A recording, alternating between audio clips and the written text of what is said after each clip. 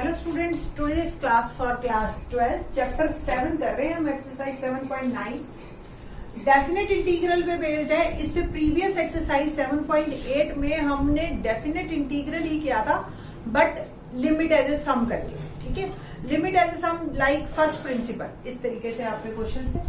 आज जो हम करेंगे नॉर्मल डेफिनेट इंटीग्रल और इनडेफिनेट इंटीग्रल में फर्क क्या है। इनडेफिनेट इंटीग्रल में आंसर जो है हमारा वो इनडेफिनेट आता है क्योंकि सी लग जाता है, एग्जैक्ट आंसर हम नहीं बता पाते, बट डेफिनेट में हम एग्जैक्ट आंसर बताएंगे। इनडेफिनेट और डेफिनेट की रिप्रेजेंटेशन में क्या फर्क है। अगर सपोज ये क्वेश्चन इस तरीके से है तो ये इनडेफिनेट है, बट अगर हमने लिमिट्स लगा दी इंटीग्रेशन की, इसको लोअर लिमिट इसको अपर लिमिट कहते हैं, तो ये डेफिनेट का क्वेश्चन बन गया और इसका एग्जैक्ट आंसर निकाला जा सकता है।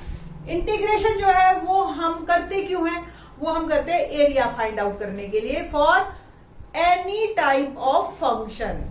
अभी तक जो 10th क्लास तक या 11th क्लास तक आप एरिया निकालते थे वो आप जो फिक्स्ड फिगर्स का निकालते थे, रोम्बस हो गया, रेक्टेंगल हो गया, कोई शेप है पर्टिकुलर, ट्रायंगल है, बट अगर मेरा कोई पर्टिकुलर लैंड या कोई भी चीज इस इर्रेगुलर शेप की है और फिर मेरे को उसका एरिया फाइंड आउट करना है इस पर्टिकुलर जगह से लेकर उस पर्टिकुलर जगह तक, तो ऐसे में हम डेफिनेट इंटीग्रल का यूज करते हैं, इंटीग्रेशन का यूज करते हैं। तो जनरली ये एरिया निकालने के लिए काम आता है। अब इसको करना कैसे, आप शुरू में लिमिट्स को बिल्कुल भूल जाइए और जैसे इनडेफिनेट का क्वेश्चन करते हो बिल्कुल वैसे ही करना है, बस लास्ट में सी नहीं लगाना। तो देखो नॉर्मल जब x+1 dx आता और इसका आप इंटीग्रेशन करोगे तो I बिकम x का इंटीग्रेशन क्या हो गया x²/2 और 1 का इंटीग्रेशन या इसको दो पार्ट में डिवाइड कर लीजिए आप x dx, ठीक है, और 1 dx, ठीक है। लिमिट मैंने लगा दी है, आपको यूज नहीं करनी है कुछ भी। x का इंटीग्रेशन हो गया x²/2, लिमिट देखो इंटीग्रेशन होते ही आपका मॉड लग जाता है और ये 1 -1 से 1 और x का इंटीग्रेशन x हो गया -1 से 1। ओवरऑल ये मॉड के बाद अब सॉल्यूशन क्या करना है वो देखते हैं।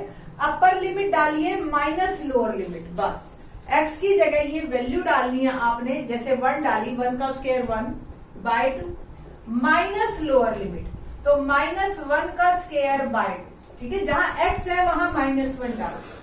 सिमिलरली यहाँ x1 हो गया अपर लिमिट, ठीक है, और मॉड लगा दीजिए आप और -1 अपर लिमिट माइनस लोअर लिमिट, तो 1/2 और माइनस और ये आपका प्लस ही हो गया। अल्टीमेटली ये वैल्यू आ गई आपकी 0 और ये जो है आपकी 1 + 1 हो जाएगी, ठीक है जी, और ये बन गया 2।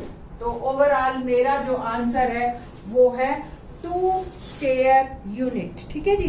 तो 2 हमारा आंसर बन गया। ये इस तरीके से आपके क्वेश्चंस आएंगे, बहुत ही इजी है। एक और एग्जांपल, एक और क्वेश्चन देखिए करके। 7.9 एक्सरसाइज आपको सिर्फ अपर लिमिट माइनस लोअर लिमिट लगाना सिखाएंगे हम। तो लिमिट जैसे 1/x dx क्वेश्चन है, अगर नॉर्मल लिमिट्स ना लगी हुई होती तो ये ऐसा क्वेश्चन है और इसका आपको इंटीग्रेशन भी पता है, होता है log x, ठीक है ना, और x log में जब भी कभी लगता है तो मॉड लगाते हैं। अब चेंजेस क्या है, लिमिट लगा दी 2 से 3, तो ठीक है, आप इस पे भी लिमिट लगा दीजिए, आंसर पे सी नहीं लिखना, ऐसे। फिर x की जगह आपने लगाना है 3, तो अपर लिमिट, ठीक है, अपर लिमिट माइनस लोअर लिमिट, तो x की जगह लगा दिया मैंने। अब लॉग की प्रॉपर्टी अगर आपको ध्यान हो, लॉग में कोई चीज सब्ट्रैक्ट होती है तो वो डिवाइड में चली जाती है, तो आंसर मेरा आ गया log 3/2, है ना, easy. Now the third one is,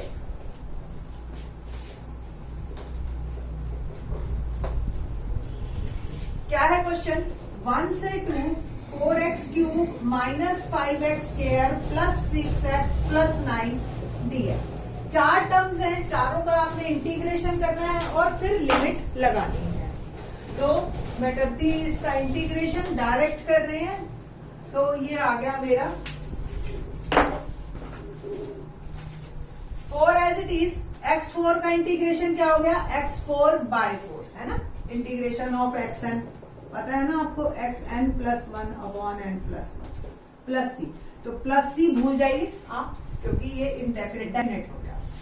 same minus 5 x square क्या हो जाएगा, x cube by 3 plus 6 x यानी कि x square by plus 9 x, upper limit minus lower.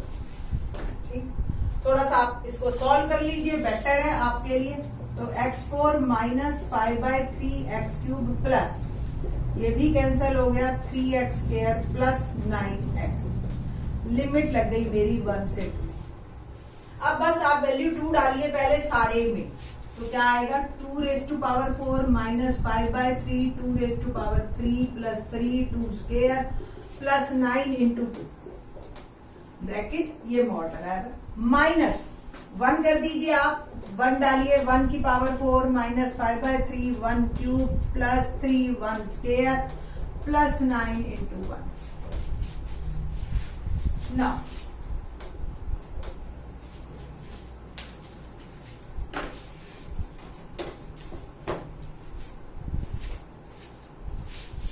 To की पावर 4 क्या होता है बताइए जी, 16 माइनस 5/3 इंटू 2 क्यूब 8 प्लस 3 4 3 जा 12 प्लस 9 2 जा 18 minus 1 minus 5/3 plus 3 plus 16 plus 12 28 plus 18 हो गया मेरे पास 46। ठीक है जी, प्लस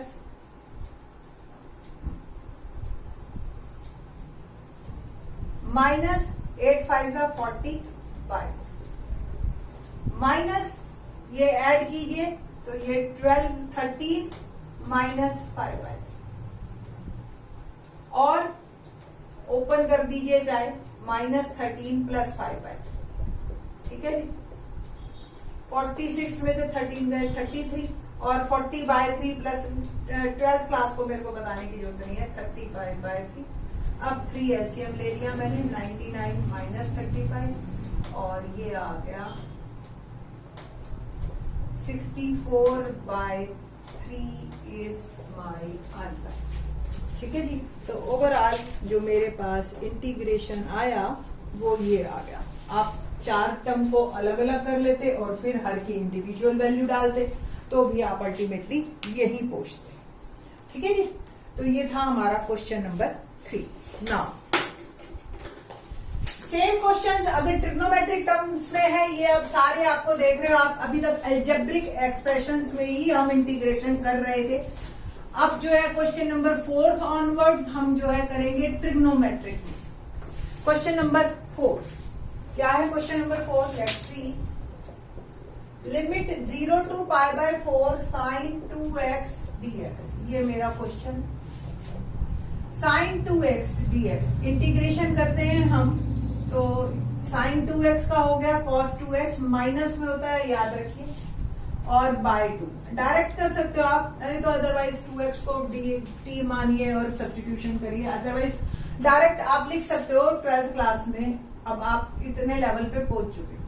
लिमिट लगा दी हमने 0 से π/4, माइनस 1/2 बिल्कुल बाहर कर दीजिए और cos 2 π/4, x की जगह π/4 डाला और एक बार मैंने x की जगह डाला 0, तो minus 1/2 it will become cos π/2 minus cos 0। cos π/2 की वैल्यू आपकी आती है 0 और cos 0 की वैल्यू आती है 1। ठीक है, तो माइनस 1/2 इंटू में 1 become plus 1/2 is my answer. ठीक है जी, तो ओवरऑल ये मेरा आंसर हुआ, अपर limit minus lower limit.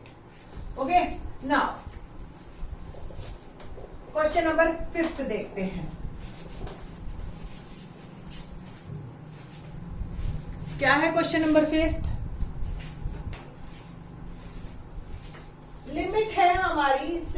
Question है, बट लिमिट अब 0 से π/2 है cos 2x dx। cos 2x का इंटीग्रेशन आपको भी पता है sin 2x/2 होता है, पॉजिटिव होता है। लिमिट लग गई मेरी 0 से π/2, 1/2 बाहर कर दीजिए और sin 2 into π/2 minus sin 2 into 0। Once again 1/2 sin pi minus sin 0, और sin पाई भी 0 होता है और sin 0 भी 0 होता है। अल्टीमेटली आंसर मेरा आ गया 0। ठीक है जी, तो area of this term is 0। ठीक है जी, तो कुल मिला के आंसर मेरा बना, let me check the answer, exercise 7.9 question number 50। Question number 6 देखते हैं। एक्सपोनेंशियल फंक्शन पे बेस्ड हमारा क्वेश्चन नंबर 6 है। क्या है क्वेश्चन नंबर 6?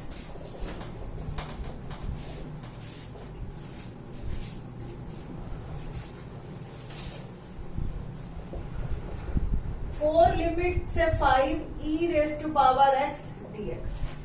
ex का इंटीग्रेशन ex 4 से 5 e raise to power 5 minus e raise to power 4 is my answer. Question number 7, limit 0 से π/4 tan x dx। ठीक है जी, tan x का इंटीग्रेशन आपको ध्यान है क्या होता है,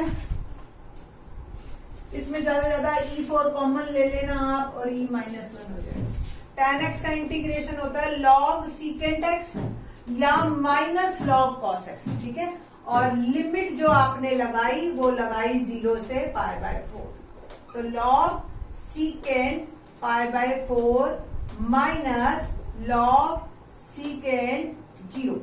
ठीक है जी, ये मेरा upper limit minus lower limit. Secant π/4 की वैल्यू अगर आपको ध्यान हो √2 होती है और सीकेंड 0 की वैल्यू होती है 1। ठीक है जी, तो ये हो गया log 1। log 1 की वैल्यू 0 होती है तो अल्टीमेटली log √2 आप आंसर लिख सकते हो, और √2 को आप 2 रेज टू पावर 1/2 लिख सकते हैं, और 1/2 को पावर प्रॉपर्टी log की पता है ना, m log n can be written as log n raise to power m। तो 1/2 log 2, पावर में जो भी चीज है वो मल्टीप्लाई में आ जाएगी। तो ये मेरा आंसर ऑफ क्वेश्चन नंबर 7। ठीक है, बाकी के question in the next lecture. Thanks.